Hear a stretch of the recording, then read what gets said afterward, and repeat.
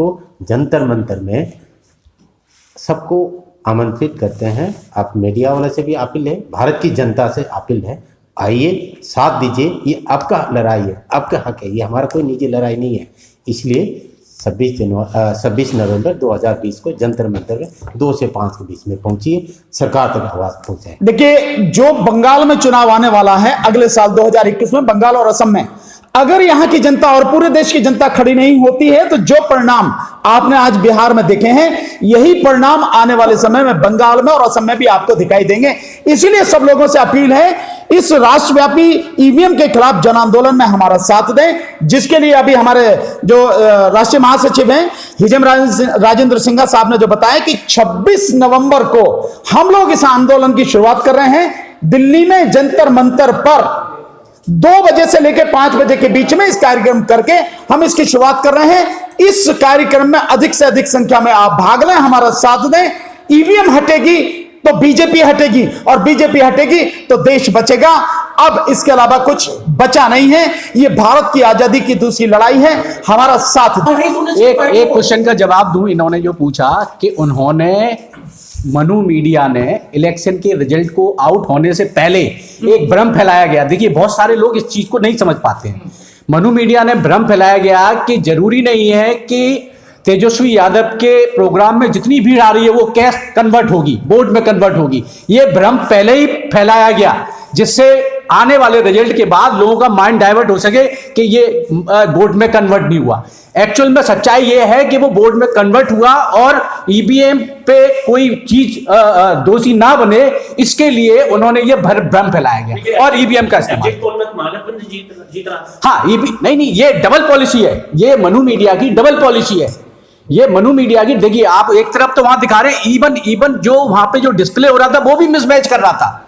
जो डिस्प्ले हो रहा था कि 19 सीट पे आप बोल रहे हैं, तब वो हाईलाइट दिखा रहे हैं महागठबंधन को, और जो डिस्प्ले हो रहा है उसमें कम दिखा रहे हैं। ये मीडिया मिसमैच करता है और लोगों को गुमराह करता है। ये जैसे आरएसएस के कंसल्टेंट बैठ के स्ट्रेटजी तय करते हैं, ऐसे ही मनु मीडिया को भी सेट करते हैं कि आपको डिस्प्ले में लोगों को गुमराह करने के लिए क्या दिखाना है। और जब पब्लिक जो है, इनिशियली मैं देख रहा था, मैं जनता के बीच में था जब इनिशियली स्टार्टिंग वोटिंग की हुई थी कल 10 बजे, जनता में उत्साह था कि गठबंधन जीत रहा है। उसके बाद देखिए धीरे धीरे मनु मीडिया उसको मैनेज करते लाया।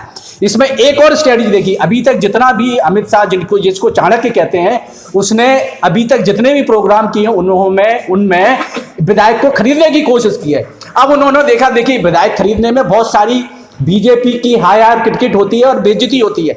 अब उन्होंने इस स्ट्रेटजी को इस लेवल पे लाके खड़ा कर दिया है कि हम 2, 4, 5 सीट जितना हमारा टारगेट है उससे आगे रखते हैं, जिससे ये वाली प्रॉब्लम भी हमारी सॉल्व हो जाए। तो ये मीडिया जो है, मनु मीडिया जनता को मिसगाइड करते रहता है, इसके अलावा और इसका कोई काम नहीं। देखिए, पप्पू यादव जी या कुशवाहा साहब वो अपने लिए लड़ रहे थे, उनका इनके हराने में कोई किसी भी तरह का योगदान नहीं है।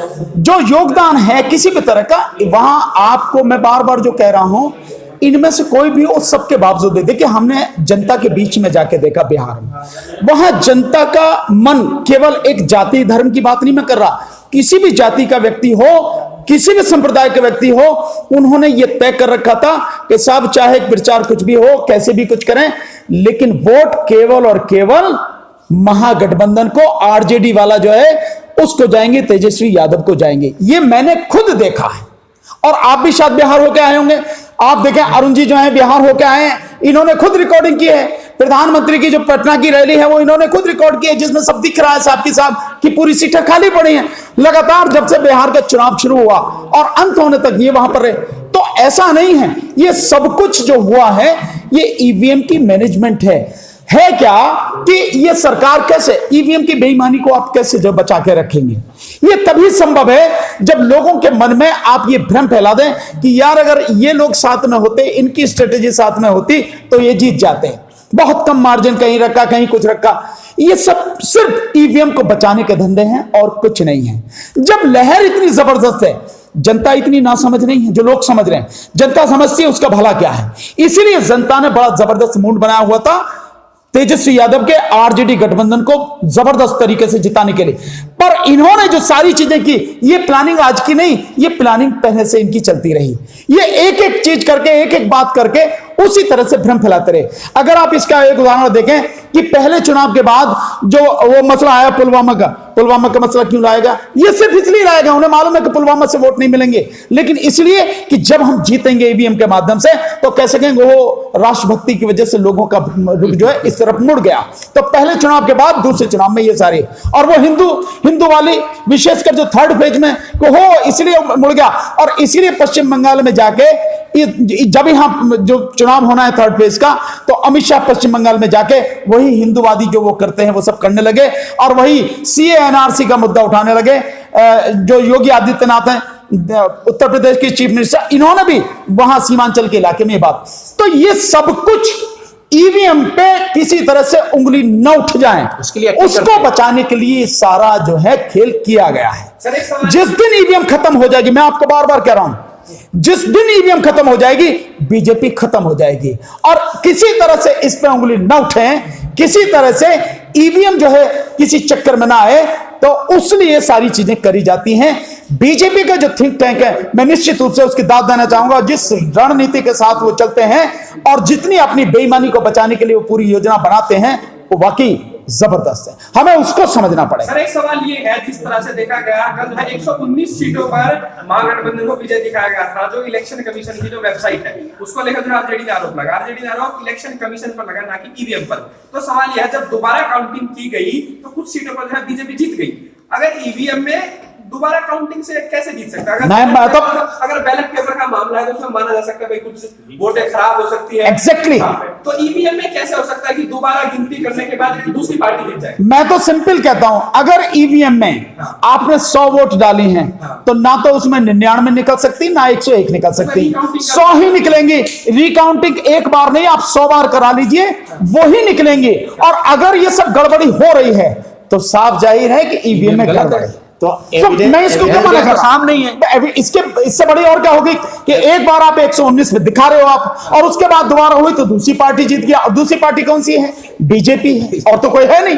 और आपने एक चीज देखी होगी कि ईवीएम मशीन का जब भी बटन दबाया जाता, आपने कहीं सुना है कि ईवीएम मशीन में बटन दबाया तो वोट कांग्रेस को चली गई, आरजेडी को चली गई? जब भी बटन दबाएंगे बीजेपी को जाने की बात क्यों होती है कि एक बटन दबा रहे हैं तो 5 वोट बीजेपी को जा रही हैं? ये सारे वीडियो हुए ना, चले ना, सारा सब कुछ लोगों ने पूरी एविडेंस देखी ना। सर जो 5 वोटों वाला जो मामला है उसको लेकर बड़ा कंफ्यूजन है। अगर 1 वोट डालेंगे 5 बीजेपी को जाएगी तो टोटल नंबर ऑफ वोट्स बढ़ जाएगी, तो वो तो पॉसिबल नहीं है। नहीं, मैं तो इस बात को नहीं जानता कि पॉसिबल है नहीं है। मैं सिर्फ इस बात को कह रहा हूं कि जब भी जिस दिन से ये ईवीएम है और बीजेपी इस सब का खेल कर रही है, आपने कभी देखा है कि बीजेपी जो ईवीएम मशीन का बटन दबाया जाए और बटन दबने के बाद में वोट बीजेपी के अलावा किसी को चली जाए? कहीं नहीं जाती ना। वोट जब भी बटन दबाओगे तो बीजेपी को ही जाती है। ये क्यों है? इसका मतलब साफ है कि कहीं ना कहीं ये गड़बड़ी है, और ये गड़बड़ी निश्चित रूप से है, ईवीएम में गड़बड़ी है। और इसको समझना चाहिए कि जिस देश की आधी से अधिक आबादी अनपढ़ है और पढ़े लिखे लोग भी ईवीएम को नहीं समझते कि वो कैसे वर्क करती है, उसका सिस्टम नहीं जानते, और सुप्रीम कोर्ट ने भी इस बात का एक्सेप्ट किया कि ईवीएम में ये गड़बड़ी है। बटन दबाने का मतलब ये नहीं है कि आपने जिसको कैंडिडेट को या पार्टी को वोट देना चाहिए आपकी वोट उसी को गई, ऐसा कहीं भी नहीं है। तो फिर इसको खत्म क्यों नहीं किया जाता? अफसोस ये है कि उसके साथ में वीवीपैट जोड़ दी गई। वीवीपैट में भी बेईमानी होती है कि दिखता कुछ है और निकलता कुछ है। और हमने कई बार जंतर मंतर पर हमने कई बार अलग अलग साथियों के माध्यम से ये डेमोन्स्ट्रेशन करके दिखाया है। वीवीपैट का डेमोन्स्ट्रेशन करके दिखाया, ईवीएम का हमने डेमोन्स्ट्रेशन करके दिखाया कि इसमें गड़बड़ी होती है। उस सब के बावजूद भी सर प्रधानमंत्री मोदी जी ने पहले जीत की बधाई दे दी थी, क्या वजह है? नहीं, उन्हें मालूम था भाई, वो तो कभी भी दे दें। उन्हें मालूम था कि बिहार में उनकी सरकार बनने जा रही है, जब सब कुछ अपने हाथ में है, जितनी वोट लेनी है, जितनी सीट लेनी है, जिस तरह से जीतना है, तो उसे पहले ही बताने में क्या दिक्कत है? तो उन्होंने पहले बताया, जिस तरह से लोकसभा चुनाव में बताया गया कि 300 से ज्यादा सीट आएंगी और जो एनडीए है उसकी 350 से ज्यादा वोट आएंगे, वही आया आंकड़ा सारा सब कुछ। ये यही है, इसको समझना पड़ेगा देश की जनता को कि ईवीएम में गड़बड़ी, इसके अलावा कोई गड़बड़ी नहीं है। डॉक्टर साहब एक सवाल है मेरा आपसे, विपक्ष कुछ नहीं कह रहा ईवीएम के बारे में, क्या विपक्ष इसका क्या उसका बीजेपी का साथ दे रहा है? इसका हम हो सकता है एक अगले प्रोग्राम में खुलासा करें। अभी मैं एक शॉर्ट में बता देता हूं। 2019 में जो इलेक्शन हुआ था, लोकसभा का इलेक्शन हुआ था, तो क्विंट ने सिर्फ 7 सीट के लिए स्पेसिफाई 7 सीट के लिए क्लियरेशन मांगा था कि सर हम इसको जांच का, हमको इसका एक परमिशन दे दीजिए। तो आप जो बात कह रहे हैं कि इसमें कौन कौन सी पार्टी इन्वॉल्व है, विपक्ष काम करता है कि नहीं करता है,